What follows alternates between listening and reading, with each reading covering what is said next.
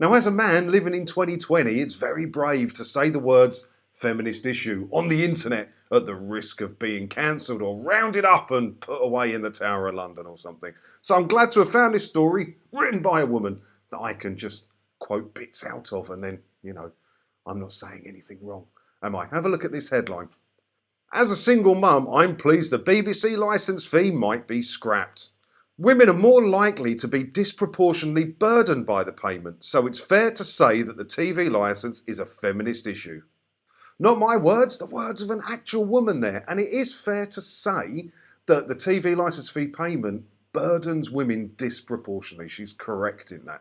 Let's read on a bit and we'll chat about it as always, shall we? Over Christmas, I called an engineer to fix our broken TV and actually learned it hadn't been used in the 2 years we'd lived in the house. The tech guy pointed out that there was in fact no aerial connected to the property. I felt a huge surge of annoyance at having wasted £159 over each of the last 2 years. But my exasperation pales into significance when compared with the struggles of 114,000 people convicted in 2019 for failure to pay the licence fee. It still astounds me when I hear the numbers of people convicted for not paying the licence fee, because there is only one way you can get yourself into that situation, and that's being doorstepped by one of the enforcement officers, or door-to-door salesmen is what they actually are, and dropping yourself in it. Now, if you don't pay for the TV licence fee, you shouldn't be watching anything you shouldn't be watching anyway, which is anything as it's been broadcast or using BBC iPlayer. But if you don't do those things, you genuinely don't have to pay for a television licence if you choose not to. But the only way you can get in trouble for it is to be doorstepped by one of these goons and being stitched up. That's what these guys do for a living. That's what they do for a living, is try and stitch people up to earn their commission. They're very good at it. There's very little you can say that they aren't able to twist around to get you to pay for a licence or to get you into trouble. And that's why we always say the best way is to shut the door. And that's partly why women, are disproportionately affected by this issue. It's because men are more likely to be a bit more standoffish with these doorstep goons and just shut the door in their face or tell them to F off, which you shouldn't do, but just close the door in their face. But they come dressed intimidating. They come dressed like bailiffs, or some of them have them stupid pretend stab vests on like what the police wear to intimidate people. And they're good at intimidating women. They just are. They just are.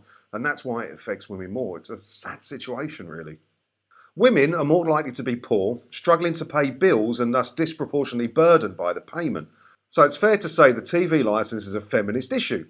This fact is even reflected in the official Ministry of Justice statistics, which show that 74% of people convicted for non-payment in 2019 were female. The offence accounts for 30% of all female convictions, compared with 4% of male convictions, making it the most common crime committed by women.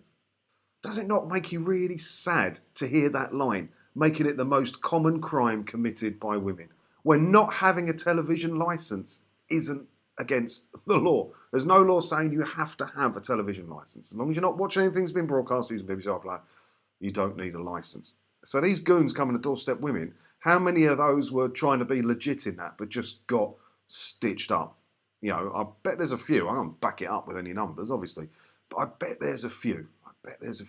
And if you just shut the door on these goons, there's nothing they can do. The conviction rate would be zero if everybody just closed the door on them and stopped talking to them. And it is a sad situation when you think how many sort of young single mums on benefits or whatever have got into trouble over this for something they don't have to have. Sad. It's really sad. The high rate of female offending is unsurprising when you consider that 45% of single parents, 90% of whom are women, so 90% of 45%, thanks for that, live in poverty across Britain. On top of this fact, childcare responsibilities, blah, blah, blah. Women are also more likely to answer the door and cooperate than men, so they're most frequently the person who ends up down the local magistrates' court. Between us all, we need to educate as many people as possible to not talk to these enforcement officers, the goons, the door-to-door salesmen that are trying to earn their commission. We need to empower people to stop talking to them. Just shut the door in their faces. It's one of the things I've been trying to push the most on this channel. When I got the goon vid showing you how to do it and how not to do it, and I scored them and everything, you'll find a playlist below for all of that. We've got to educate as many people as possible, because the conviction rate could be zero.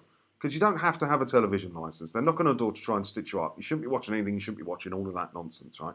But if you don't talk to these people, there is nothing they can do. So just shut the door. And between us all, we've got to think of a way. Give me your ideas of how we can educate as many people as possible who don't want to pay the license fee to just close the door in these people's faces and not answer the door to them or get a ring doorbell, whatever.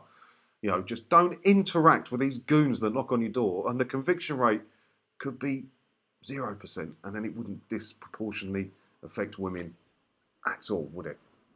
Well, what do you think about this? If you've got any ideas for me on what we can do about this, maybe some leaflets or a social media campaign that I can pay a few quid for, whatever, let me know in the comments below. I'm open to all your ideas and we'll see what we can do.